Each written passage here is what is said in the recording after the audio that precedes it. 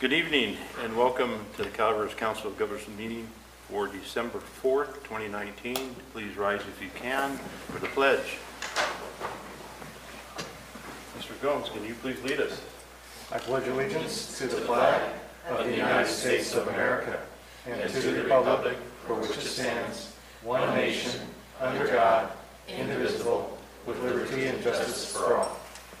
Thank you, John. Yeah.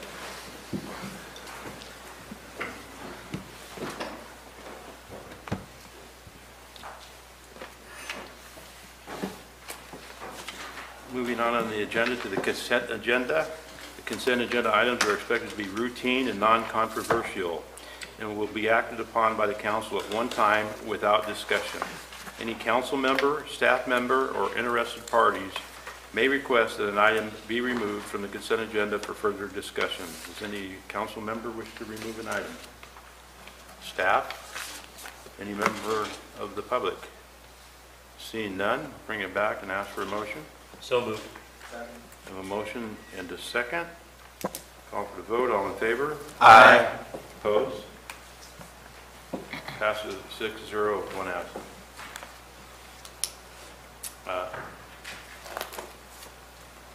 Moving on to the regular agenda, public comments, 5 minutes per person. Comments will be limited to items that are within the subject matter and jurisdiction of the council and not on the posted agenda. Government Section 54954.3A. Is there any member of the public wish to address the council?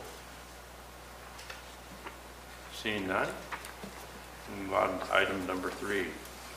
Item number 3 is a presentation by Richardson and Company with request for acceptance by the council for the fiscal year 2018-19 Annual Transportation Development Act TDA financial audit. Good evening. Good evening. Yes. So I'm here to present both the Council of Governments and the Calaveras Transit Agency financial statement audit results. We also perform a Transportation Development Act audit, Transportation Development Act fund audits on the County of Calaveras Non-Transit Fund and City of Angels TDA Non-Transit Fund. Those are still in progress. So you should have several things from us. You should have audited financial statements as well as 2 letters. One letter should say management letter on the top, and the other letter should say governance letter on the top. The governance letter is all the required disclosures by an auditor to a governing body like yourselves, and then the management letter are a few recommendations we have that we came up with in our audit. So I'm going to start with the management letter. We just had one recommendation that popped out due to the transit agency receiving STA money for the first time for operations in quite a while. There is a requirement under the Transportation Development Act that in the claim that the council approves, the transit agency should certify that it's met efficiency standards under the Transportation Development Act. There's a couple of code section numbers, and what that means is the operating cost per revenue vehicle miles cannot increase more than the consumer price index. There's a 1 year, 1 prior year, or 3 prior year periods that can be, the efficiency standards can be met. It was met, it just wasn't certified in the claim. So that's something that I think they have in their queue to do that going forward. We did have also one recommendation related to the loan agreement with the transit agency. The LTF money that was loaned is restricted money, and typically when you loan restricted money, you should have an interest rate attached to that loan. So that was one of our recommendations, is if you do that again, make sure you have an interest rate agreement with an interest rate. So the LTF fund can be paid back with interest and put back in the same place it was before the loan. So, the purpose of that is just to make sure that all the participants, all the claimants out of the fund can be made whole. So, the city could get a little bit more money, the county non-transit could get a little bit more money from that interest. Okay, so there was quite a change this year with the bookkeeper that was hired, and that was really a good move from our standpoint. It was really a kind of a clean audit. It's always been difficult for the county, I think, to have enough staff to focus on the Calaveras Council of Governments numbers in time for the audit, and so I think it was a lot better this year. We did have a few adjustments, but a lot of those were one-time entries, like the loan with the transit agency, things that are unique, one-time issues. So it was a lot cleaner from an overall standpoint, so that was good. Now, I'd like to have you turn to the financial statements. I'll point out a few of the numbers that I think are important. And I'm told that the management's discussion analysis is on page 21 of your packet. Is that right? Yes, 21 of the packet, page 6 of the audit. So the management's discussion and analysis is a good overview. It's like a executive summary. So that's a good place to start if you just want to spend a few minutes to try to get an understanding of what's going on in the financial statements. It shows you the changes between the current year and the prior year numbers. There's a condensed balance sheet that shows you the changes, and then there's a condensed income statement. This is at the full accrual level. This has all of the long-term liabilities, the compensated absences, which is the vacation and sick leave liability is in there, as well as the pension liabilities in there. So this is not exactly how you budget. You don't budget the changes in half, but it shows everything. There's an increase in restricted cash of about $68,000. That's due to the receipt of Potencia money for a bus, and there was some spending down of some previous restricted monies during the year. There was a $211,000 received for a bus that's still sitting in restricted cash investments. The long-term liabilities include the pension liability. They didn't change significantly. It's unusual for the pension liability not to change. It seems like it's up and down everywhere, but it was really consistent from this year to the prior year. One thing that I always remind all of the governing bodies is CalPERS is reducing the discount rate for the pension plan to 7%, which will increase the liability a little bit, assuming that the investment earnings hit what they're supposed to. Just because they reduce that discount rate, the liability will go up a little bit. It's not going to be much of a change because they're at 7.15%. I believe they're going to go down to 7%, but that's just something that could affect the liability a little bit. Unrestricted net position decreased about $73,000. And that's mainly from the use of previously received funding for projects. So there was kind of a spike last year and it went back down this year. If you look at the income statement, page 7, which would be page 22 of your packet, both revenues and expenses increased due to several projects. And there's right below the table all the projects that were used, the money was used on, are listed there. The big, long project names. We were talking about this when I was trying to write out what the names were, but there's commitments. So Murphy, State Route 4, Complete Streets Corridor Plan and Project Prioritization, Pope Street Facility and Safe Routes, Gap Fill Plan, Valley Springs Complete Streets Capital Infrastructure Plan, and the Angels Camp North Main State Route 4 Complete Streets Corridor Plan and Pedestrian Connector. So all of those projects were going on this year. So they increased the expenses and the revenues that came in from it. Let's see. So the LTF declined, local transportation fund allocation declined because there was rural planning assistance available for grant matching funds this year, so wasn't as much LTF needed. There's an administration fee to the Transit Authority, and that was around $53,000. That was new, as you all know. We disclosed that. There's a related party footnote where we disclose that the two agencies have common boards, and that's a charge between the two agencies. So there is, on page 23, there's a footnote that discloses all of the, which you'll have to tell them what page that is of their packet. 24. sorry. Lease? Which item are you on? I'm sorry, page 26. The contract commitments on page 26. So page 41 of your packet.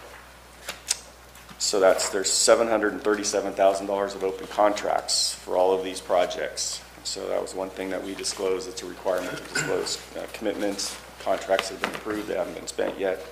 A lot of activity going on. The lease, right, there's a lease footnote right below that. And you'll notice the lease has 1 full year and a month left. I'm sure you're working on that. It's coming up pretty quick. It'll be here before you know it. Page 31 and 32 shows activity and all the grants that were received. Page 46 and 47. It shows you all the different revenues that were received, and then the expenses during the year. There's bus shelters for Potemsia, bus shelters and maintenance repair of the rolling stock. For Cal OES, there was bus shelter lighting and transit equipment. And for LC Top, on the following page, there's $50,000 spent on Saturday hopper service. So all the leftover money from those grants are shown as the restricted cash that held for a specific purpose. So let's see. So there's a budget and actual statement on page 33 of the financials. Page 50 of your packet. So there's 2 sections. At the top, it's how it is in accordance with the way the financial statements work, and then at the bottom it shows the budget carryover and what the additional amount is in revenue. But you'll see the revenue was under budget by $300,000, and there was some revenue that had to be deferred from an account. There's an accounting rule that says if it's not received soon enough after year end, within 60 days you have to defer it, and then you recognize it in the following year. So that was $150,000 of that $311,000 was due to that accounting rule. So the expenses were $885,000 below budget, and it was just due to a number of projects that were not going didn't get started as quickly as thought. The salaries reflect the vacant transportation planner position. And so at the bottom, you'll see there's $1.1 million of budget carryover that's not included in the top table, but it's shown in the bottom table just to show you what the extra revenue available on a budgetary basis is. So let's see. The next page is a page it's called required supplementary information for the pension plan. It shows you trend information. There's 5 years in there. Eventually there'll be 10 years. All governments have this, so if you're the county or city, you should see this in your financials as well. It shows the changes in the liability over time. And there's at the bottom of the top table, you'll see that the pension plan's about 82% funded. CalPERS, I've heard CalPERS say if it's 75% funded, they're happy. So right now it's doing pretty well due to the investment earnings being pretty good recently. Then there's the supplementary information, which is what's called the private purpose trust funds. It's the LTF, STA, State of Good Repair, Low Carbon Transit Operations Program, RSTP, and there's a bicycle money. So all of those, we have those in what's called private purpose trust funds.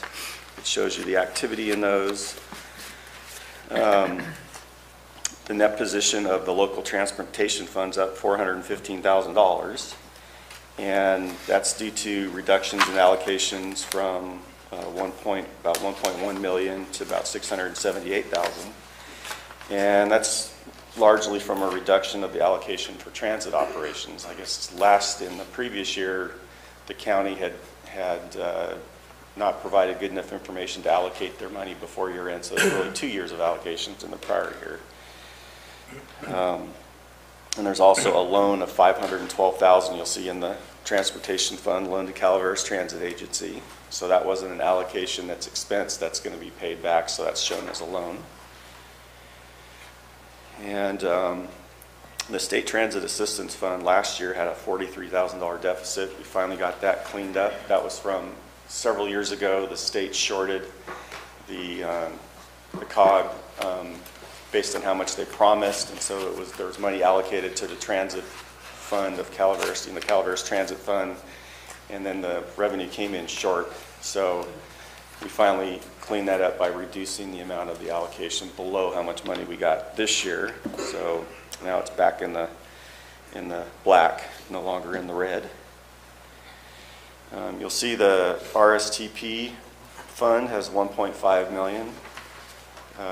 There's a lot of projects programmed in that fund. They just haven't been claimed yet. That's a cost reimbursement fund, so the county has to get those construction projects going, and then they'll claim it, and that'll be reduced.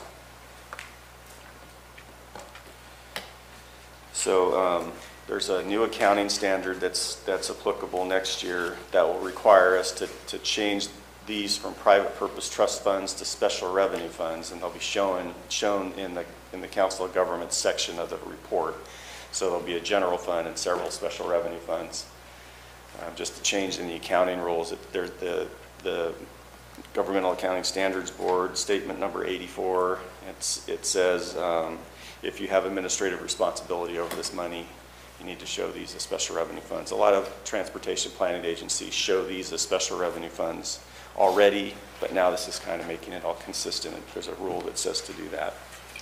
Not going to be really a big change, but just thought I'd mention it. So one of the things we have to disclose are the significant estimates in the financial statements. The fair value of the cash in the county pool, that's an estimate. The cost reimbursement grant receivables, those are estimates. Those could be challenged by the grantor, so we consider those to be estimates. The vacation and sick leave liability, the pension liability, that's done with an actuarial valuation, and the lives used for capital asset depreciation, those are estimates. There's only one asset, and that's fully depreciated. There's just a vehicle. So the scope of our audit was consistent with our engagement letter. Didn't have any difficulties or disagreements with management. Nothing unusual happened in the audit of the Council of Governments. So with that one, I'm done with the Council of Governments. I will move on to the Transit Agency unless anybody has any questions. Are there any council questions? No? Okay. All right, so on the Transit Agency, you'll have audited financial statements and a management letter.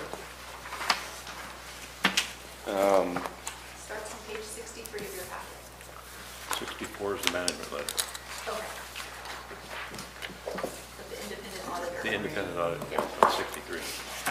So on the Transit Agency management letter recommendations that we have, once again, on this one, we also recommend that the Transit Agency certify that it met those efficiency standards that I mentioned. When STA is allocated for operations, there has to be that certification that the cost didn't increase more than the CPI. That also affects the Transit Agency. I'm recommending that the fixed asset detail list add the type of bus as well as the VIN number, just to distinguish those buses on the list a little better. We use the type of bus to make sure that depreciation lives are correct, so that's kind of an important thing to have on there. I have a recommendation to consider reducing the capitalization threshold. So that's the amount that's capitalized. Right now we're using $10,000, which is what the county uses. Well, the county's a bigger entity, and so it uses a higher threshold because it has so many assets countywide that they don't want to have to worry about capitalizing everything. Well, this agency's smaller, and because it's not capitalizing amounts that are smaller, it has to consider those to be expenses, operating expenses, and that affects the fair revenue ratio. So the fair revenue ratio, I'm sure you all are aware of, is really tight. So if you reduce the capitalization threshold to say 5,000, you could even go a little lower if you wanted to. It's a small agency, you could justify doing that. Then those would go into fixed assets and then are depreciated. Depreciation is taken out for the fair revenue ratio. So that would be a simple way to help that tight fair revenue ratio. Okay. Once again, the loan of the LTF fund. If there is an LTF fund loan. It really should be with interest. I recommended that financial related policies and procedures be approved. I know the operating procedures are all up to date now, and I know the financial policies are in progress. So that would be something that I think is pretty important to finish up. The capital asset policy with that capitalization threshold would be in there. We had 10 audit adjustments. There's a couple of unusual entries that, once again, setting up the transit fund as a separate agency. So there are a couple of unusual entries there that wouldn't normally have. So once again, did a better job on the accounting for the transit agency as well. So now I'm going to go over the financial statements of the transit agency. So if you turn to, you have to tell them which page this is in the packet, but page 3, the balance sheet. Page 70. So the transit agency is a new entity. We typically show 2 years in a transit agency, but there's only 1 year showing because it just started the first day of the fiscal year, so there's only 1 year to show. Not much cash in the transit agency, only $89,000, and if you look at the bottom there, restricted for transit operations, that's the amount available for transit operations. That's pretty tight. You'll see there's a large amount called due from other agencies, and a lot of that is the 2 years of FTA money that wasn't received. That was the result, was the loan that was received to help pay for the operations until that comes in. It's really amazing that they're taking this long to pay that. It's all been approved. It's all been programmed on their end. The capital assets there, those are the buses and bus stops and all the various equipment that was donated by the county. The way the accounting worked is you have to report those at the value you'd have to go out and pay for those assets at the same age that they are, the same condition. So it's called acquisition value. The consultant helped value those buses. So we're pretty confident that the number used was good.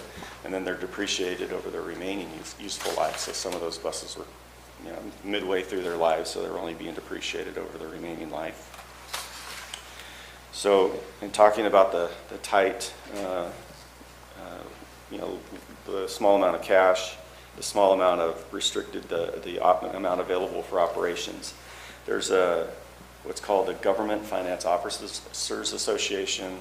They recommend a minimum of 2 months of operating reserve, but we typically see transit agencies have 3 to 6 months of operating reserves, and I know there's an operating reserve policy that's what, three months. I think that's a good place to be. This agency has a little bit of an advantage because it has the same board and same staff. They can get the claims through quicker because they know when the board meeting is, and can get that processed and paid quickly. So 3 months probably ought to be enough, but keep an eye on that. If the grants don't come through, it could be, the reason they have an operating reserve is those grants, some of them are really slow to pay, like these two years worth of FTA money. If some of those state grants also were slower paying too, that could be a problem. So it's good to have an operating reserve.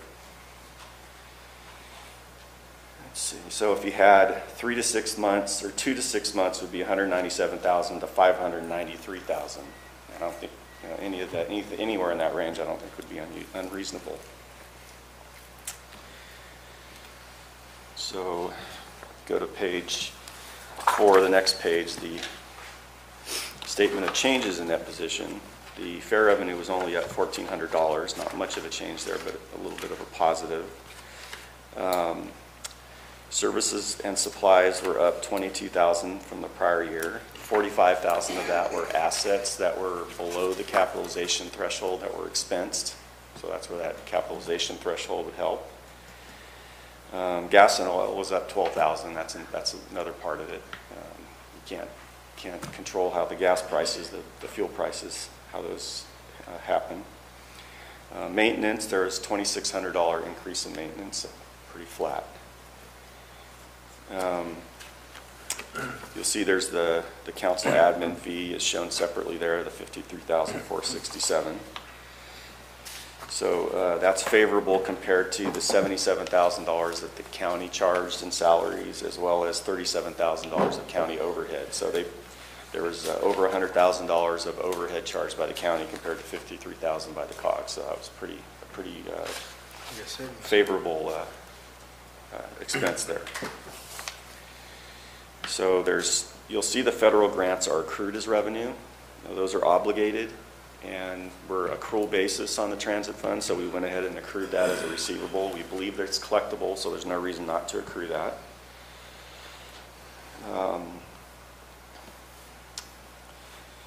You'll see at the bottom capital contributions. There's capital contributions from the County of Calaveras. That's the buses coming in, or the buses and the bus stops at acquisition value. Those are contributed, and it shows up as a capital revenue. So let's see. So on the transit fund, you'll see also it shows you all the grant activity. Well, if you look at page 9, the capital asset roll forward, you'll see there's nothing at the beginning of the year, and then here comes all the assets are coming in as contributed by the county. There was one disposal, and there were some proceeds from that disposal, and that was a good thing because you barely made the fair revenue ratio on your. In this year, you were allowed to use local funds, which includes everything, including proceeds from the sale of assets.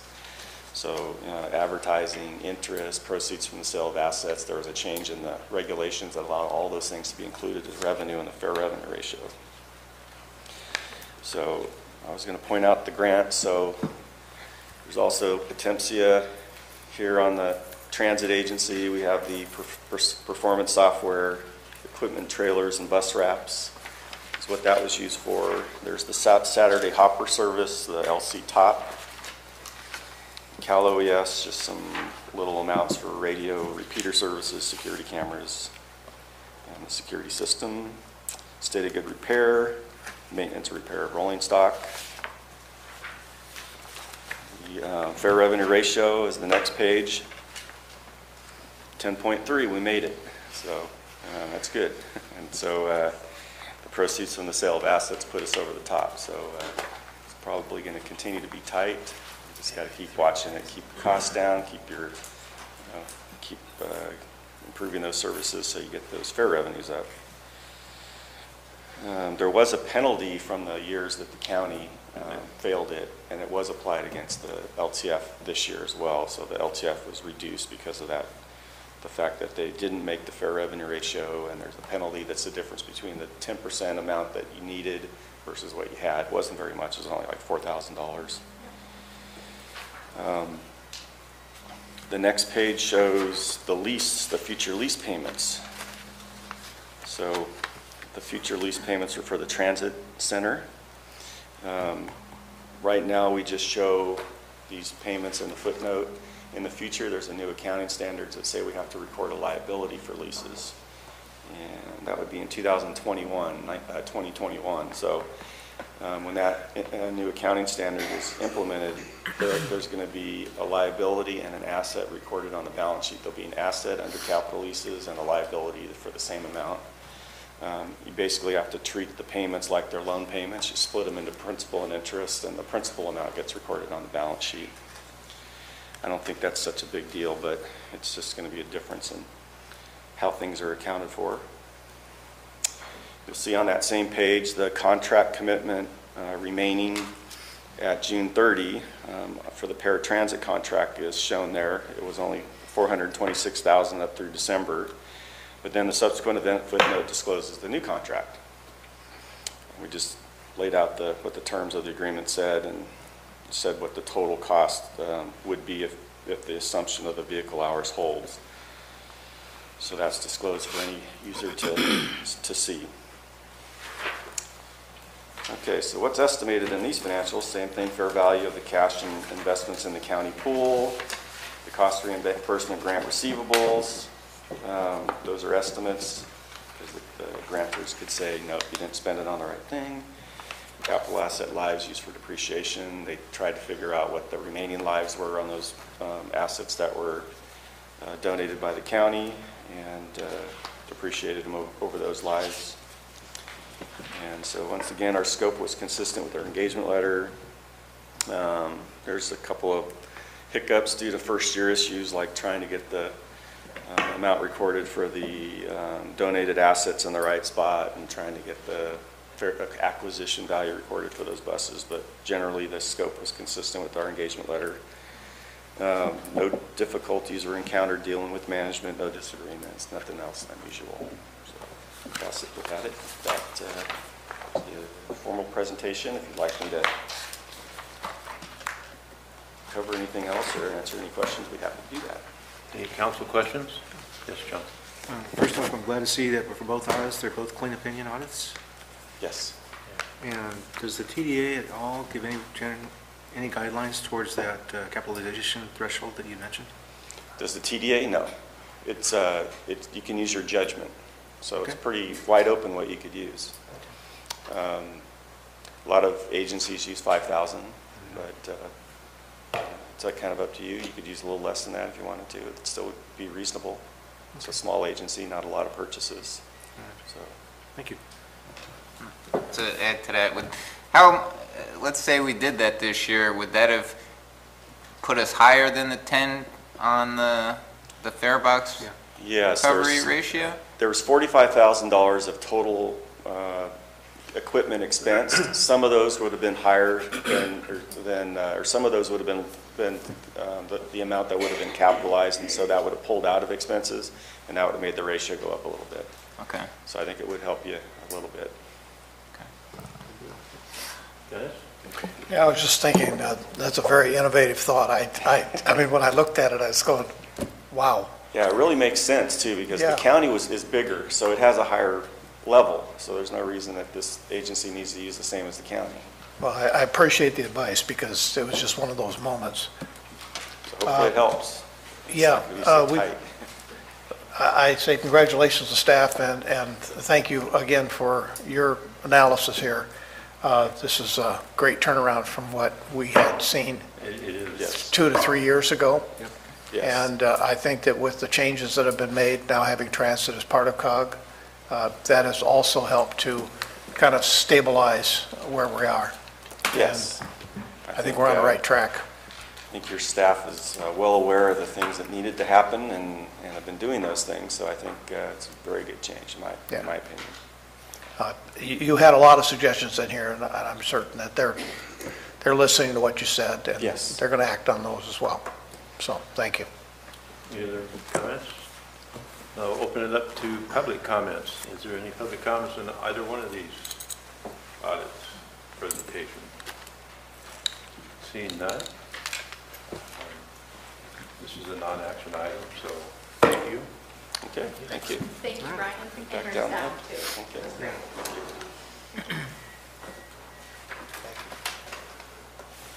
Before we move on, Mr. Chair, Yes. I got a kid home sick and I just missed a phone call. Can I take 30 seconds to make Sure, a quickie absolutely. call? We will take a 30-second break. 30 seconds. I'll time it. Timing. Al, go ahead. Okay. He wants me to take that 30 seconds off his Showing off estimate. Whoa. Hi, I missed a call from you guys. What's shaking was? Oh, okay. All right, you got the handle then. Thank you, yeah, ma'am. All right, good. Make sure the house wasn't burning down too. Okay, sorry. All right, we're back. We are moving on to item number 4, citizen member appointment process. A presentation by the applicants and questions by elected members of the council. Also, a minute order approving the nomination and appointment of 2 citizen members for 2 two-year terms. So, Mr. Chair, if you wanted to have the 2 citizen member applicants, they can come Yeah. down to the podium, and then the elected members will be the... can grill them? Yes. All right, so you guys would like to, John and Tim? Justin was appointed last year, or earlier, last year. Last year, I'm opposite of them every other year as they go for Still All right. waiting for that alternate. The staff recommends the council hear presentations from the interested citizen member applicants. Staff further suggests consideration of the applicants and the appointment of two citizen members for two-year terms each. So, Tim, you're Good up. evening. As I'm sure you're painfully aware, my name is Tim Utertes, and I've had the pleasure and the honor of serving on this council for the last 4 years, give or take, and I'm hopeful you'll give me the opportunity to do so again. Very brief presentation. Any questions? No? Thank you, Tim. Thank you. Thank you for being very quick and short. Well, I was aware of the rules. Well, in keeping with a good tradition there, I too will make a brief presentation. I've enjoyed serving the council for the last 7 years, and served in a variety of capacities. I enjoy whatever the council would like me to do in the future, but I would certainly appreciate the opportunity to serve again. Thank you. Is there any other candidates out there? Seeing none, we'll bring it back to the council. I have discussion. Does anybody have any discussion, anything? I'm looking for nominations. If not, I think we have to take these separate nominations, so I'm looking for a nomination for either one to begin with. Well, let's start with the first one then. I'll nominate Tim. Yeah. And we appreciate your willingness to serve. Is there any other comments for that? The attendance has been excellent. If not, I'll close the nominations and I'll put it to a call for a motion. I did. For Tim. Okay. Motion. Okay. In a second. All in favor? Aye. Opposed? Passes 3-0 with one absentee. Moving on to the second nomination. I'll make the nomination for Mr. John Gomes. I have a nomination for Mr. John Gomes. And likewise, I second with our sincere appreciation for your willingness to serve as a public member. We have a nomination and a second, so I think that we're in favor. I would still need a motion to pass that nomination. He moved it. I moved. He nominated. Oh, I nominated. He nominated it. Okay. He didn't move. We have the nomination. Now we need a motion. I'll make a motion. Okay. And I'll second it. And we have a motion and a second. And I'll call for a vote. All in favor? Aye. And all no? Passes 3-0-1. Welcome, two members. Welcome back. Did you move his chair? Huh? Did you move his chair? How come it was 2-0-1? All right, and I didn't ask for any public comments. I'm sorry. Was there any public comments on that item? I said 2. One absent. Seeing none, thank you. I apologize. Moving on to item number 5. This is a resolution. Resolution number FY 20-12, approving the submittal of the final 2020 Regional Transportation Improvement Program, the RTIP, to the California Transportation Commission. All right, thank you, Chair.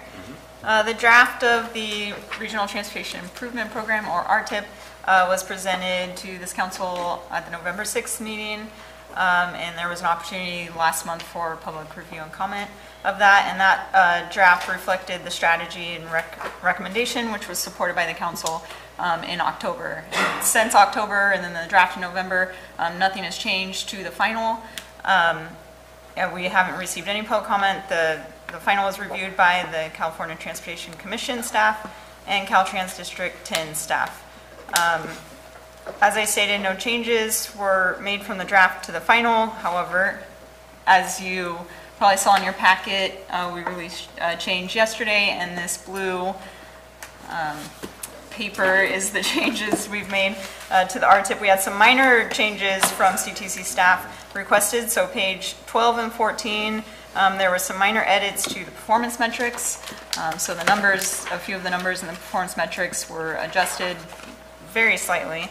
And then pages 3 and 9, there were adjustments to the stated unprogrammed amount. So previously we had stated 1.104 million would be the remaining unprogrammed amount, but that amount should reflect 1.265 million. That should be the remaining unprogrammed amount. That's accounting for already programmed what we call PPM, which is the project planning and monitoring funds for that. So those were the only changes since the final was released last Wednesday. Those edits do not change the substance or the recommendation of the final RTIP. The final RTIP is due to the CTC December 15th, and then they'll have their staff recommendations in February. Any questions? Council questions?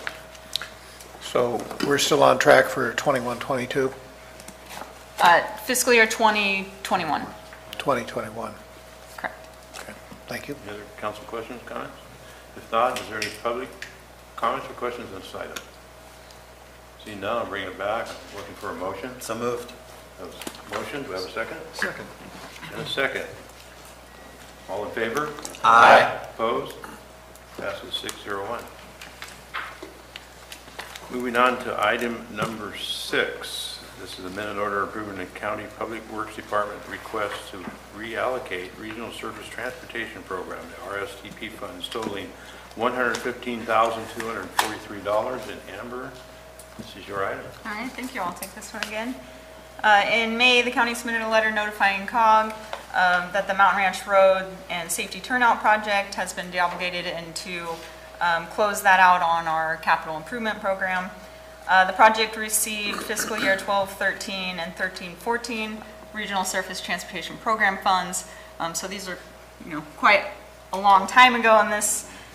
Those funds were allocated and paid in full to the county, so that was prior to our current process now where we allocate funds on a reimbursement basis. So the county, these funds were fully paid in the county treasury. So the documentation that the county had submitted reflected a balance of $115,243 of unspent funds after that project was deobligated. So the COG, and this was included in correspondence, I think, in a previous council meeting, but the COG submitted a letter requesting repayment of those funds. As an alternative to the county repaying the funds to the COG and then the COG then going through the process of reprogramming and then allocating the funds to a city or county project, county and COG staff discussed some projects that potentially have a funding shortfall that could use these funds, and then those funds could just be maintained in the county treasury and avoid some just administrative effort from COG and county standpoint.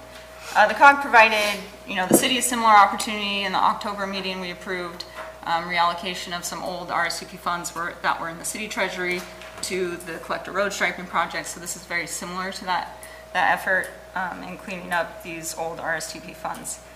So the county is requesting the $115,000 be reallocated to 2 existing program COG projects. The first is a San Andreas State Route 49 project study report. They're requesting $25,000 to fund Caltrans oversight and project management on that project. The consultant contract has been executed, and they would just need to execute a co-op agreement with Caltrans. So the $25,000 is necessary, from Caltrans' standpoint, because this is a local project on a Caltrans state highway. So we're informed that was a requirement. The other project, the remaining funds is being requested is $90,243 to the Burns Ferry Road left-hand turn pocket, which we all know we've allocated previous funds to that project, and that project is currently in construction. And they had a small funding shortfall, which the county was going to cover with local discretionary funds. But if these funds could be used for that project, we thought it was a good use of the funds. This was supported by the Technical Advisory Committee, and if the council has any questions, happy to answer them. Any questions? Moving on. Any public questions? Any questions from the county? All right, I'll bring it back to the council. Is there a motion? So moved. I have a motion. Do I have a second? Second. I have a motion and a second. I'll call for the vote. All in favor? Aye. Opposed? None. Passes 601. Moving on to item number 7. This is a minute order approving the award of a professional service agreement with the Regional Government Services for a comprehensive classification and compensation study. This is Amber. You're up again. All right, thank you, Chair. The COG policy and procedures require that a focused staff classification and compensation study be conducted every 5 years and be reviewed by the executive management group and COG. The purpose of this is ensure that the COG has appropriate staffing levels, positions, and compensation.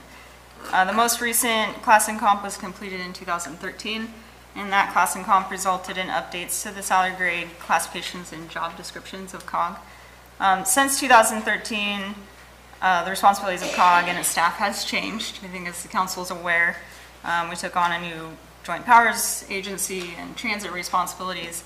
And in addition, over 6 years, there's going to be some economic changes and changes to the job market that are just going to change, our comparison to other agencies.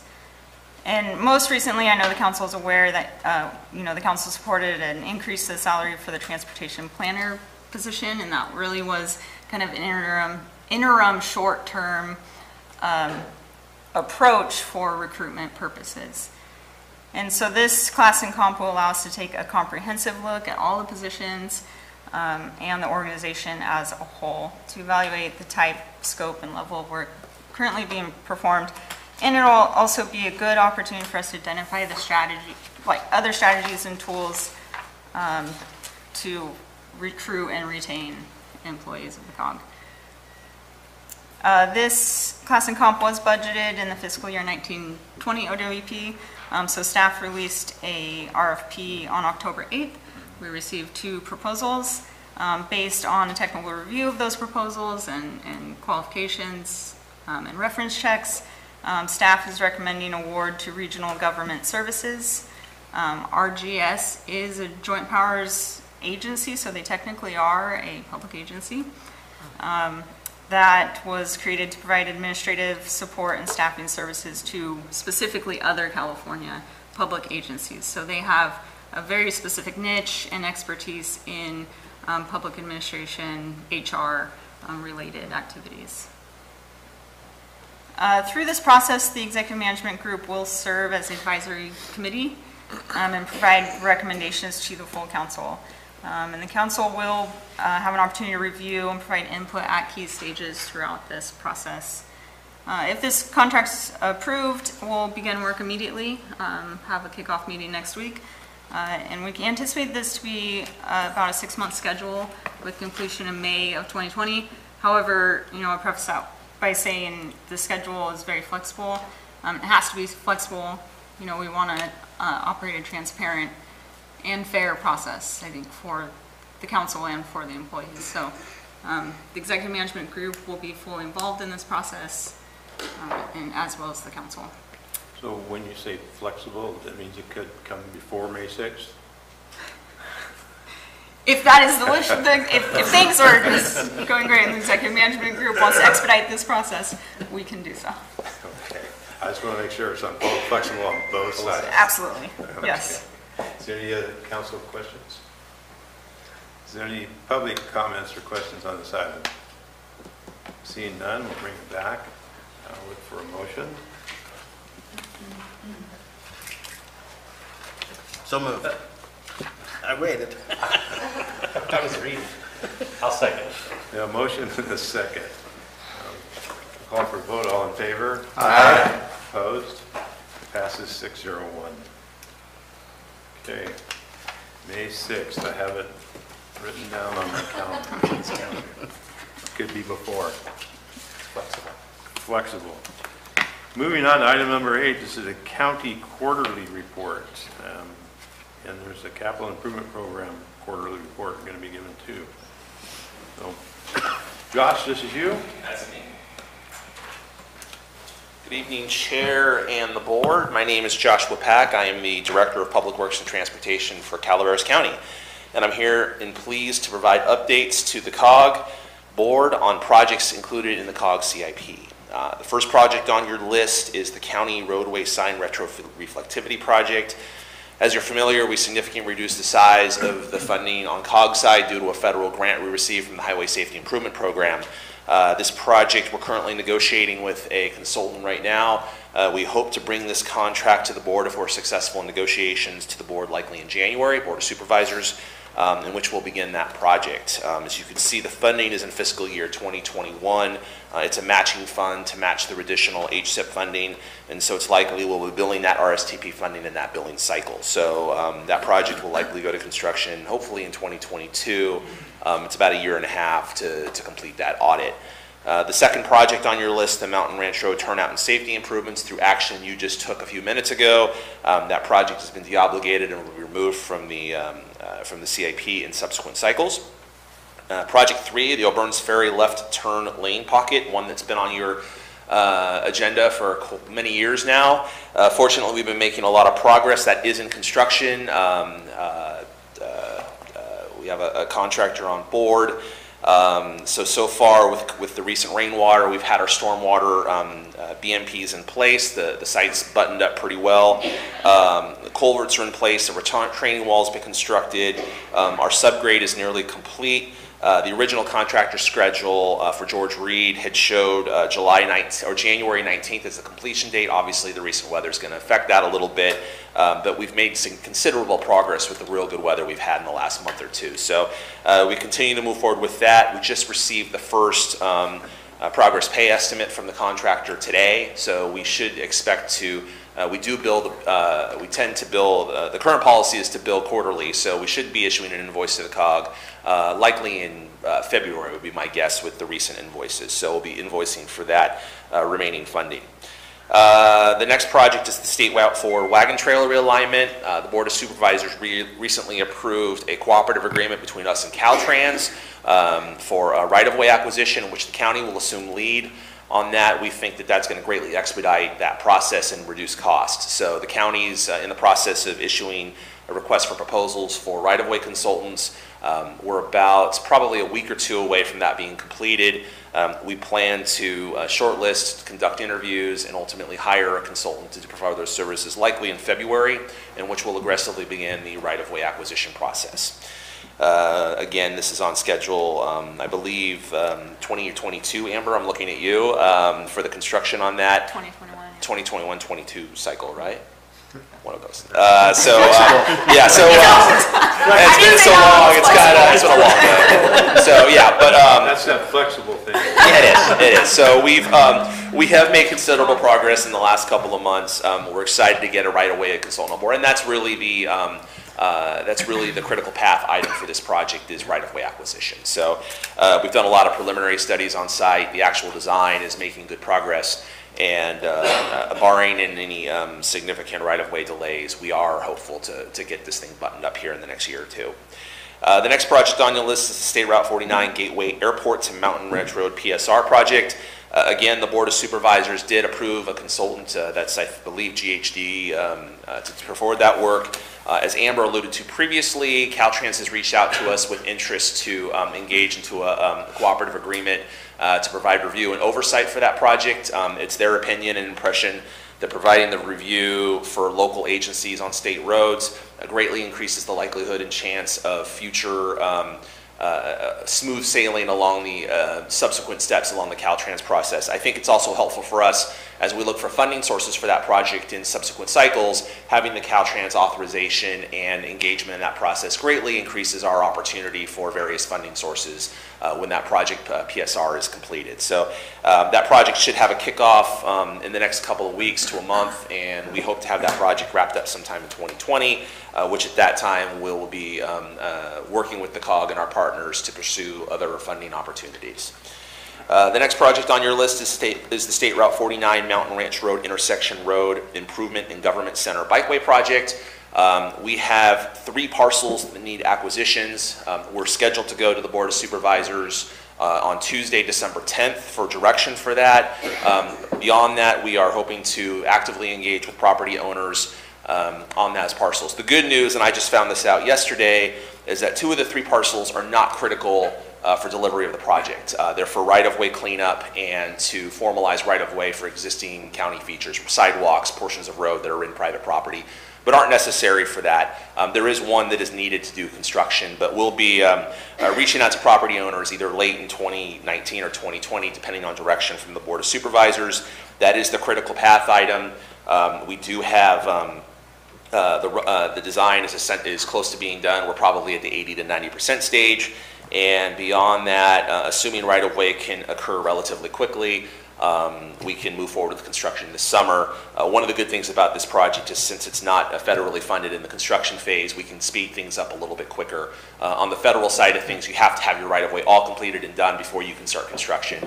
When it's state or locally funded, you can overlap some of those things. You can't start construction, but you can do your advertising and bidding with a minimal risk. So we'll be looking to utilize those alternatives wherever possible. But I think barring any issues with the right-of-way acquisition process, this is a 2020 project.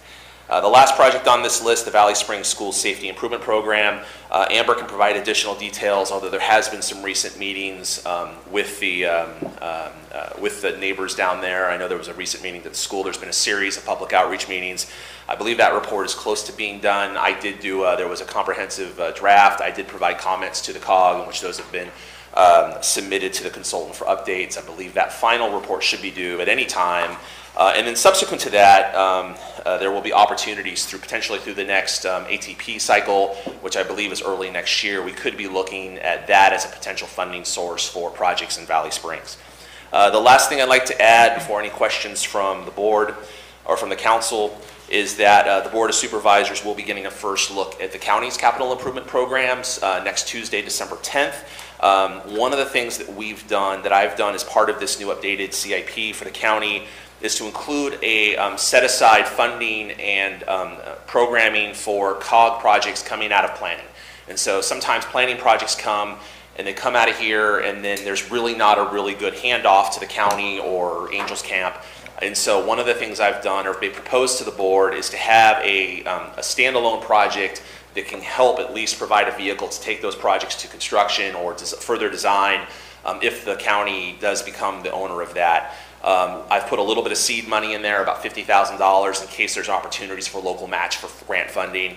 And so obviously the board will have an opportunity to review and provide comments on that. But I think that's a good vehicle that increases the likelihood of a really clean handoff in the case the COG and the county decide to partner and the county continues on with projects. Beyond that, really excited about the delivery and the draft CIP, presenting that to the Board of Supervisors next Tuesday. We continue to work on these projects, and with that said, if you have any questions, I'd be happy to answer those. Council? Questions? Public?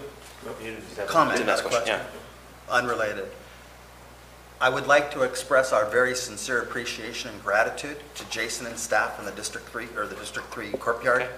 They played a very critical role in the success of our parade last Friday night. So I will please pass thank on them. that. Well, thank you. Okay. Thank you. Any other comments? Public comments? Inside? Seeing none? Thank you, Josh, for a good report. And I can't wait for Tuesday. I have a long list of questions. All right. Moving on to item number 9 is the city quarterly report. The capital improvement program, CIP quarterly report, City of Angels. Seeing none? City of Angels. Electric vehicle charging station. I'll start with the first one. The Angels Creek Bike and Pedestrian Trail. Still in the kind of the design phase. I know a couple months ago we did have at the fire department. Like public workshop. Yeah, public workshop, but They reviewed the design. yeah.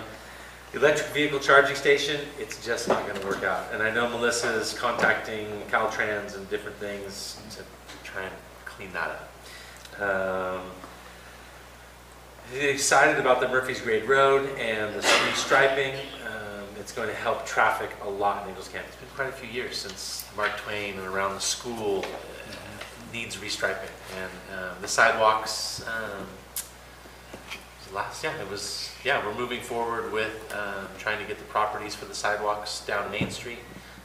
So everything's cruising right along at the moment. Everything's, I think, moving at a good pace. You stepped in, Al. Good job. You winged it good there. I did. Is there any council questions? You got any questions? I do. I'm just kind of curious to why the PE went over budget by as much as it did. I will find out in 1 second because mine just shut down. Okay. I'm reinitializing. On which one? What were you looking at? This was for the vehicle charging station, and so is that The not gonna 9,000? happen? I don't know why it did. Okay. And I'm not sure, I'd have to ask Melissa. We're trying to get part of that money back. Now that we've done away with the project. I'm not 100% sure. I'd have to get back to you on that one. Was that money that we had, or was that from a grant from another county? Well, this would be the CMAQ funding, so I guess there's multiple issues with that project. So like he alluded to, the city has made the decision to not move forward with that project. And with federal CMAQ funds, you have to pay back the PE funds if you don't move forward with the project. So they're going back and forth with Caltrans right now on trying to figure out if they can justify use of the PE funds and can quit on the project, or if they need to somehow continue to move forward with the project. They did go over, is my understanding from speaking with Melissa, on the PE. If they did continue with the project, we could shift some of the construction funds to PE to cover that overage. And that's what we would have done. But right now, we're kind of in a... And so we're just gonna that particular project is gonna get cut from the CIP? There was nowhere to do it downtown. And we tried solar standalone, we tried solar with batteries, we tried every which way but loose to get it to fit into downtown, and something that was economical and going to pay itself back over time too. I believe we had the whole presentation a while back too. It's a tough gig and a tough sell. Especially for the rapid charge. I about fell over when I saw the price tag on that. Yeah. It's like, wow. And at this moment in time, I don't think there's enough need, demand, and a proper location to put it. We looked at doing it towards Save Mart, but then you're not in city property, you're on publicly or privately owned. So we ran into a whole bunch of different scenarios, and we could never get it to fit right and work correctly. So is this a project that we possibly should just try to do in Calaveras County and not in the city limits? Just an Possibly opinion. at some point, but right now it's kind of, I know I think it's the Dunbar House in Murphy's. Yes. We have one over here at HHS. Right, and I think Bear Valley, in Alpine County, it's kind of private entities are still putting them up. It's not there's not gas stations or charging stations popping up because it's a lucrative business at the moment. It's kind of a losing scenario every month for a long time. Well, we did have those discussions at the TAC, and the county was at the table, offering maybe they take over the project and it's on a county property, but with these particular funds, any move of this project to any other site would change the project completely, and you're still running into the issue of them having to pay back the PE funds. So we're kind of in a spot right now of figuring out whether or not the city can justify use of those PE funds, and then we can free up those construction, the $63,000, to move to another project. We would just reprogram them to another city or county project. But if the city has to pay them back, then the city needs to make a decision whether or not they're paying back the funds or they're moving forward with the project. Oh. You're done? I'm done. Okay. And I think as a city, I think we're going to try and cut our losses any way we can at this moment. I don't think, to my knowledge, unless you know something different, I don't think we're moving forward with this. We're just trying to minimize, it's $9,000 whatever dollars. I think we're trying to minimize our loss and back out as nicely as we can. Correct me if I'm wrong, but didn't somebody report out to us maybe 3 years ago and tell us that, and I think it was Tuolumne County, that Tesla was paying to put them in? Yeah. I recall that. And I'm like, why is the city having to do it? And I think Tesla's only to Tesla cars. Correct. I don't know. The fuse, or I can't remember, the volt. It won't charge. Tesla will only do Tesla. Correct. So it's kind of a whole weird scenario. It's going to come up. There's more and more electric vehicles coming. But it's kind of a whole weird scenario. It's kind of my point is that we should make this lessons learned, and what snags the city ran into with this, we can hopefully learn from those too, because that's going to be an ever-changing situation until it settles down and we get to a universal plug and a universal way of charging with these various cars. So it's a challenge, but the cost of deobligation for what you have right now is not huge by comparison, Right. but It could have been. it could have been. We could have, Exactly. that's, Could have yeah, so, been. So, all right, appreciate it. there we go. Thank you. Any other questions? Public comments on this item? Seeing none. Move on to item number 11, this is Caltrans report. Escaping of the CTA. Good evening, Chair and Board. I'm Gregoria Ponce, Caltrans, and I wanted to share this evening that District 10 is very excited to share a Regional Transportation Adaptation and Resiliency Forum. All 8 MPO and RTPAs are invited and scheduled for December 17th from 9 to noon in the San Joaquin Regional Transportation Center. Will include District 10's climate change vulnerability assessment. What we have at this time, it was recently finalized and posted, and so we've made that available, and I've sent that forward to the COG to take a look at that.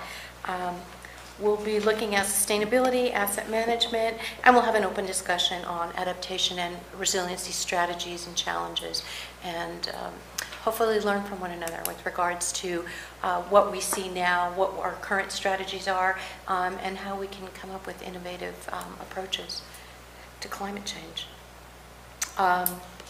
Following that, as I shared, our vulnerability assessment, which covers climate change impacts, precipitation, temperature, wildfire, storm surge, and sea level rise, is completed. We have put that forward, and our next steps is to looking at the adaptation.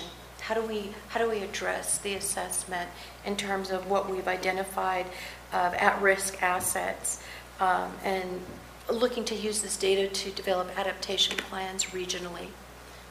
We look forward to collaborating with the COG and seeing what comes forward, and we're also inviting, as part of the forum, to look at what strategies can be done intra-regionally, climate adaptation plans, things of that nature, where there's some partnering over some mutual concerns. With that, I have no other items. Yes? I want to thank Caltrans for your cooperation and work with the Coppertown Square people in improving the area along the highway in Copperopolis at that entrance point. I know they're trying to figure out how to green it up and maintain it. And so far, I understand it's working out fairly well, that everybody's kind of coming to some general agreement, but that they need to understand too that whatever they do there, they need to keep it up. They're not going to be left, it's not going to be left in Caltrans' hands and responsibility to take care of it. Secondly, the corner of Red Hill and Highway 49 towards Carson Hill is a location that there are a lot of large cattle operations along Red Hill Road that have to turn left. And it's been for quite some time that there's been a lot of near misses simply because of the speed. And those are cattle trucks and the haulers that are working there. And there's also a talc mine that's back in there that occasionally gets used. So it's just something that I'd like to have Caltrans just take a look at, whether there's a feasibility for a left turn pocket at some time in the future where those southbound on 49 enter Red Hill Road. So whether or not that's feasible or what it would take. That's all I have. I'll take that back. Thank you. Thanks. Any other council? Any Yes, Joe. any update on the turnout lane on the Highway 4 bypass going eastbound after you cross Highway 49? I don't have anything at this time, but I'll certainly look, and I'll pull that forward as soon as that's available. Okay. Any public questions or comments? Seeing none, thank you. Thank you so much. Moving on to item number 12, council report. We didn't do number 10, though. We did? Do we have any? Transport council- earlier report? We have any council reports? Any member of the council wishes? I have nothing. I do, 1 second. On our meeting that was mentioned on December 10th, it's not coming up. Our meeting, the Board of Supervisors meeting on December 10th, one item on that agenda has to do with a lady by the name of Mia Connell. Mia Connell is a Legislative advocate. yeah, a legislative advocate that the county has hired in Washington, D.C. And she lobbies on behalf of the county on the direction the board gives her on what items to lobby on. And one of the items that is going to be on the list for the board to consider is having her lobby the federal government for funds for State Route 4, the Wagon Trail project. So that's something that's coming up that will affect COG and affect the county, and perhaps we can get some funding for it. She's very good at what she does. She has a very good success rate. So we're hoping when she goes back, she talks to the right people and gets their ears, and we can get some federal dollars towards this project coming forward. But again, that's up to the board to make a decision whether they want to put that on a list. But it is there. I think there's about 7 items on it. And that's one of them. I think it's listed as number 3. Yeah, if I remember. So I wanted to bring that up to council so they're aware of it. That, You're going to prioritize what she's going to go. yeah, we're going to prioritize. And she has been working on the Wagon Trail project over this last year. She has. But it's been a frustration. But I think it will probably on Tuesday rise a little bit in the priority list for her to go forward to, because we're in a position now where we're looking funds to get the actual project going and get it finished. So, as in the past, we were still going through engineers, and I know we have land acquisition easements to go through, but we're close to project. And so when federal dollars come, and probably by that time we'll be ready to go. So I just wanted to bring that up. That'd be great. I do have one. Any other council member? Yeah, it's not really a road concept, but I'll be meeting with U.S. Postal Service tomorrow morning for the discussion of finding a new location for the U.S. Post Office in Copperopolis. Huh? It's overwhelmed, let's put it that way. You heard about the 300 packages that were lost in Amador County. Well, that Copperopolis location has close to the same problem, and they're trying to find another location with sufficient size that can handle the future expansion in the Copperopolis basin. So, I guess I would like to recommend that we think about giving Calaveras Transit Agency compensation, being that we saved considerable amount of money this year through this audit. Was, it says we saved a lot of administration fees. So it seems as though every year when we getting individuals to come out for citizen member recruitment, there's not really much interest. I don't know if adding to the particular compensation that we get would encourage other applicants, but from doing the job and saving transit some money, I think the members of our board should be compensated. And this is something we talked about when we were going into the JPA, but at the point in time, we didn't know if it was necessary to give that. But showing that we are doing a good job, I think that we should consider possibly compensating the board for that. Just a comment. Any other council comments? I just want to say thank you for reappointing me for another 2 years. You're welcome. We got our eye on you.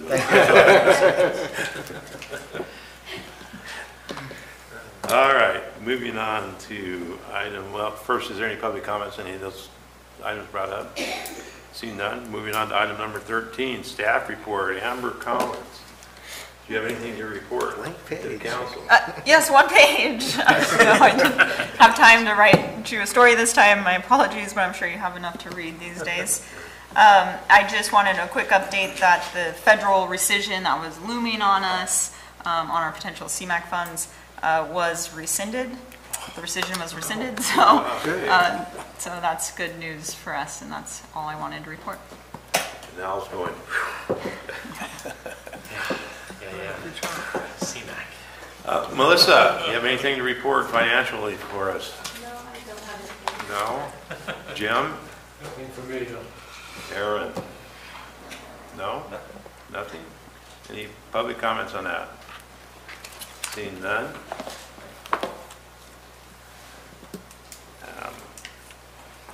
COG will adjourn, and the next scheduled meeting for our COG is February 5th, 2020 at 5:30 PM here.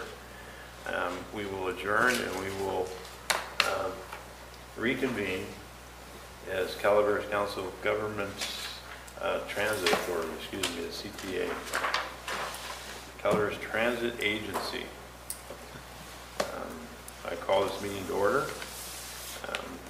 We'll move on to the consent agenda. Consent agenda items are expected to be routine and non-controversial and will be acted upon by the council at one time without discussion. Any council member, staff member, or interested parties may request that an item be removed from the consent agenda for further discussion. Is there any council member who wishes to remove an item from the consent? No? Is there any staff member? Well, I just wanted to have a discussion about number 2. Okay, when we bring it back. Yeah. Is there any staff member who wishes to pull an item? Member of the public pull an item? Seeing none, we'll bring it back to the council. Dennis, you have a question on item number 2? Well, actually, don't you want to approve 1 and 3 first? What? Don't you want to approve 1 and 3 first? If you want to pull item 2, Oh. yes. So, Okay. all right, so item 2 is pulled by Dennis. We'll look for a motion for items I number move the balance. 1 and 3. Second. A motion and a second. Any further discussion? Not, call for a vote. All in favor? Aye. Opposed? Passes 601. Dennis, item number 2. Yes, has to do with our on-time performance. I know that we're under contract for 95%. That's been very difficult for you folks to do based upon the power safety shutoffs and everything else that's been going on. Based upon where we're trending right now, are we going to be able to pull that back into alignment with the contract between now and the end of this fiscal year? I didn't call you on this one. Yeah. No, I think on-time performance is something we've discussed a lot. Part of that's obviously due to weather and other things outside the control of the contractor. Cynthia and I think need to get together on the reporting here and better report to you as to what the true on-time performance is outside of, what's in control of the contractor and then what's not, what percentage is not in their control. In our contract, the goal is 95%, but we have the minimum to be 90% before we start considering any issues. But, I think with the new Zooms, with the new software, we're getting much more accurate. I mean, every single stop drivers have to trigger when they're departing, when they arrived and departed a stop. So we're getting, 100% more accurate information now than we have before. So this gives us an opportunity to look at, okay, what routes are always late? I mean, what stops are always late, and how do we address that through the short range transit plan and adjusting the service routes? Because I think that's a big issue. I don't think the issue is, drivers are being, not doing their job and not getting to the stop in time. I think it's just, the route is always, the schedule is just not in alignment with how long it takes to get to each stop. And we also have deviations that impact the on-time performance too. So a lot of that will feed into our short range transit plan and service recommendations. But it's a good thing to highlight because clearly, once we start getting below 95% on a consistent basis, then there is an issue. Those special events have really helped the numbers. And Yes. I just Yeah, wanted the to ridership call numbers. that out, that has helped. So, 700 in October. yeah, Or something like that. that was Wild West Fest, I believe. Wasn't that in October? Wild West Fest in Angels Camp? Yeah. So, That. yeah, but overall, it's an improving situation for you. And I don't see a lot of buses without a service sign on them rolling on the highway, which is a plus as well. So just wanted to say thank you for the great work on this and the performance that's been done to this point, despite the challenges that you folks have had and your drivers have had, especially in the high country with weather and everything else. Yeah. Thank you. Any other questions, comments? Any public comments or questions? Seeing none, I'll bring it back to council for a motion. So moved. A motion, do I have a second? Second. A motion, 2 seconds. Call for the vote, all in favor? Aye. Opposed? Passes 601. Moving on to item number 4, this is public comment. Public comment is 5 minutes per person. Comments shall be limited to the items that are within the subject matter jurisdiction of the council and not on the posted agenda, Government Code Section 54954.3A. Is there any public comments? Seeing none, move on to item number 4. This is a resolution for fiscal year 20-1, authorizing federal funding under the FTA, Section 5339, with the California Department of Transportation for the purchase of replacement buses. Thank you, Chair. I'll Amber? take this one, yeah. Yes. Caltrans released a call for projects for this grant opportunity on October 23rd. Applications were due on November 20th, 2019. An estimated $7 million is available for distribution throughout California, and this is for distribution for federal fiscal years 18 and 19. So this is 2 years worth of funding. Project types were limited to vehicle replacement and expansion. So when this was released, we evaluated our current vehicle asset list, and this board approved the Transit Asset Management Plan, which adopted some useful life standards. You can see in the table on your packet, page 27, that included all of our buses, what their current years and mileage are, and what their useful life standards are, and if they would be met in fiscal year 2021. So we identified 2 buses, bus 65 and 68, that would need replacement by the end of fiscal year 2021, which is when these funds would ultimately be available to us. So to meet the November 20th deadline, we had to submit the applications before we could make it to this board for resolution. So now we're bringing this resolution to you for purchase of 2 buses. The total cost would be $275,000. Federal funds pay for 85%, so we would be responsible for 15%. So the 15% match is $41,311, and that would be covered through the State of Good Repair program. If this board remembers, we approved the State of Good Repair project list previously this year for $60,000 for bus replacement in fiscal year 2021. So we have the funding to cover that match. And our issue really is going to be being able to fund bus replacement completely, so we have to go after these federal funds and then use our local funds for a match. Any questions? Council questions? If not, I see that I think we're getting gas and diesel bus. How can we start to look at hybrid or alternative fuel vehicles in our next coming bus purchases so that we can align ourselves to be in compliance with what the state is looking for? I don't remember the exact year. It might have been 25 or... It's 2030. 30. All internal combustion okay. engines by 2030. Yeah, so there's different dates for us. So by 2026, we have to have a plan Okay. for conversion of our fleet. And then there's another date, and my apologies for not having it here, that by a certain date, that 50% of our bus purchases have to be electric. Okay. And then by another date, the 100% of our purchases have to be electric. And I'm not, we have to purchase gas and diesel now because we don't have the infrastructure to support electric vehicles at this moment. But through our short-range transit plan, a task of that was to evaluate zero emission buses and our plan for that. So, we're leading our plan to evaluate the infrastructure and because this money also says it can be used for bus-related facilities. So I don't know how much, do we get an allotted amount every year, or is this FTA number change This is a based on- competitive program, Okay, yeah. So Okay. we don't get allotted amount. Gotcha. It's really just based on your needs. And, We're you not know, with the guaranteed to electric, get these buses either. yeah, we're not guaranteed any of it. But with the Right. electric, you know, there's a lot of other funding programs now that are funding Okay. electric buses and vehicles.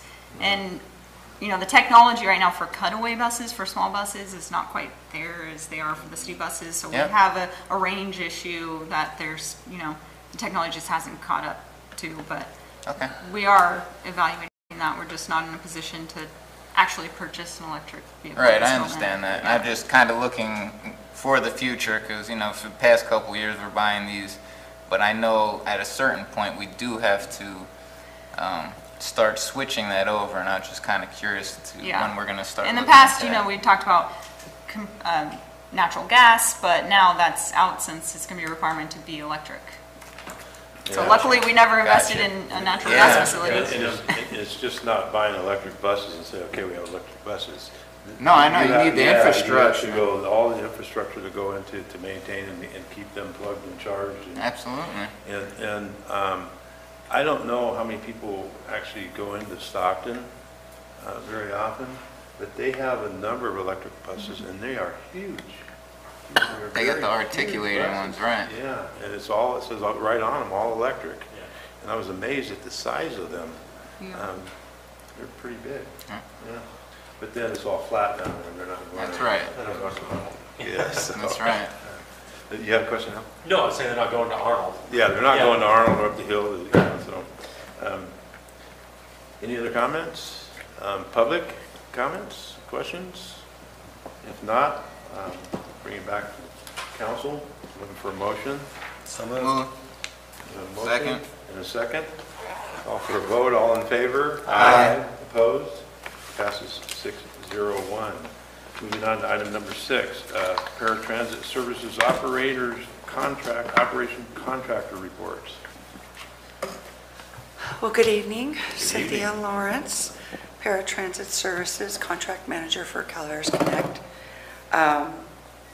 Well, first of all, I would just want to extend my gratitude and thank you all for awarding us and approving the award for a contract. I'm sorry I wasn't here, had family matters, but I just wanted to say thank you.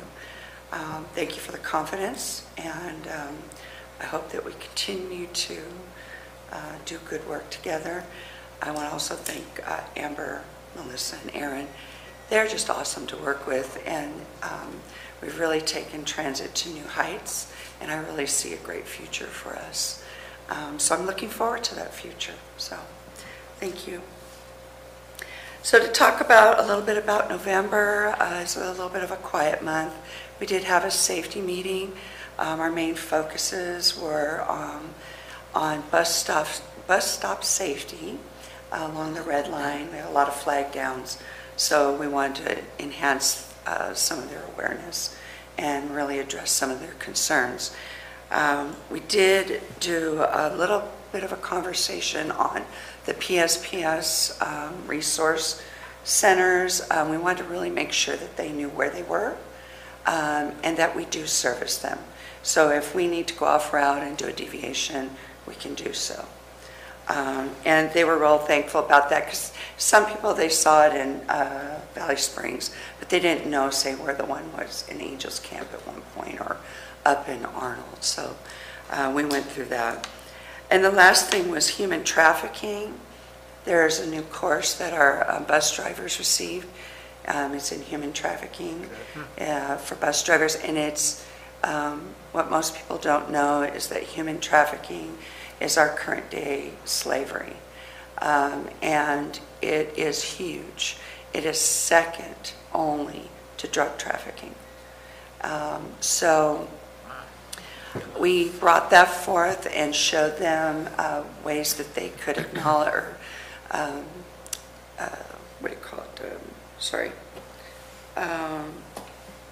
So they could see the signs and understand the signs of human trafficking, and where to report and how to report. And it was quite an emotional type of training. because we show them some pretty explicit conversations that happen to real people.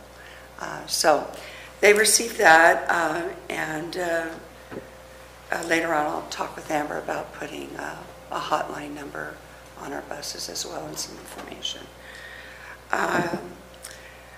November did come with some challenges. The 27th, we had, truly the 26th, the storm came in and it got pretty bad, but by the 27th, Arnold was a true challenge. We initially went to cancel the first and last run, knowing those are pretty difficult runs for the drivers. So we only were going to run the mid runs, and this is all along the blue line. And on the very first run going up, or well, I should say the second run going up, our driver had to pull over, put chains on, and then he was stuck and wasn't going to move. Consequently, there were several accidents all along Highway 4, and we made the decision, after discussing it with Amber, that we would go ahead and shut the route down. So that was a route cancellation for November. And lastly, our outreach events. November 6th, we were part of the Calaveras Collaborative College and Career Fair. It served over 600 students from the 11th and 12th grades with Calaveras and Bret Harte High School.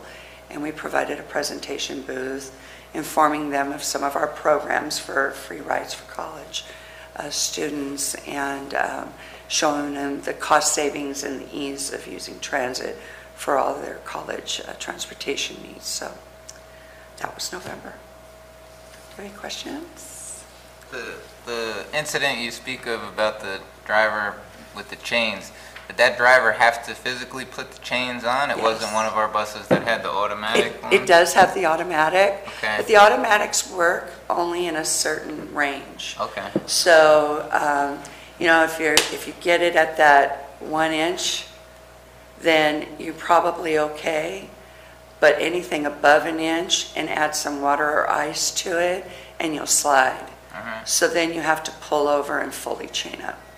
And they're pretty heavy, about 50 pounds a piece. Yeah, is that something that could be done at the garage, or is that too dangerous to drive that? Then you're roading on pavement all the way. Yeah, it's crazy. By the time you get where you're going, that no chain's simple gone. solution. Yeah. You probably tore up the Yeah, undercarriage. So. Interesting. Yeah, no, we did try to identify some areas. It's difficult because you never know the snow level. Right. So sometimes they have to chain up before Murphy's. Wow. And finding a place to pull over on Highway 4 in some places is just such a challenge. If you get to a place and then it's the snows up there and the autos aren't kicking in well enough, you're on the side of the road and probably in a lane. Oh, yeah. So it is a challenge. Luckily, we have some pretty amazing drivers for those routes. So, but even they struggled this last time. It's interesting that they have the number of turnouts on Highway 49 between here and Angels Camp. But once you get to 4 and go up the 4 corridor, Yes. there's very little. Yeah, there's very few turnouts. Well, it's like going to West Point. You get to a certain place and you're out of luck. You break down, or a flat tire, or anything. Yeah, it is a challenge. So. Thank you very much. Well, thank you very much. Yeah, Thank you.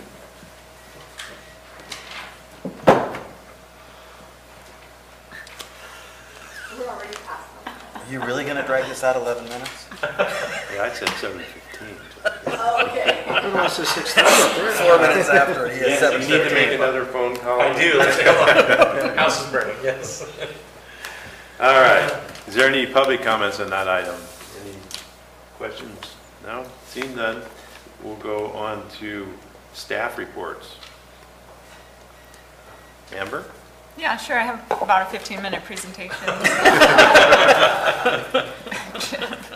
I don't have anything else to report. I just, that reminded me, thanking Cynthia for letting me come to their safety meeting a couple of Sundays ago. So I got to get to know the drivers a little bit. I'm trying to remember all of their names, so next time I see them, I'll remember, and just talking to them a little bit more about this agency and building that connection. So it was really good, and I appreciate her for that time. And that is all I have to report. Melissa? Do you have anything to report? Jim? Nothing? Aaron?